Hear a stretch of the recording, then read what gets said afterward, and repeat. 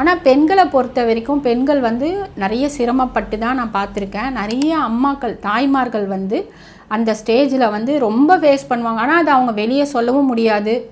சில கணவர்கள் வந்து அதை புரிஞ்சுக்கிட்டு நடப்பாங்க. எல்லா கணவர்களும் அப்படி புரிஞ்சுப்பாங்கன்னு சொல்ல முடியாது. அவங்களும் கூட சேர்ந்து கத்தினாங்கன்னு வச்சுக்கோங்க, அப்போது அவங்க வந்து இதை சொல்லவே மாட்டாங்க. நிறைய பேர் தனக்குள்ளேயே போட்டு புழுங்கி அவ்வளோ அவஸ்தைப்படுவாங்க.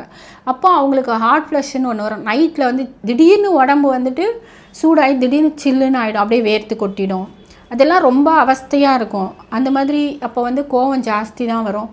அப்போ ரொம்ப டயர்டாக ஃபீல் பண்ணுவாங்க. அவங்களால வந்து எந்த வேலையுமே வந்து சுறுசுறுப்பாக முன்னாடி செஞ்ச மாதிரி செய்ய முடியாது. ரொம்ப ட்ரைனஸ் இருக்கும் உடம்புல, ஸ்கின்னெல்லாம் ட்ரை ஆகிடும். ஸோ இந்த மாதிரி நிறைய விதவிதமான பிரச்சனைகளை வந்து மெனோபாஸ் டைமில் எல்லாருமே ஃபேஸ் பண்ணுறாங்க.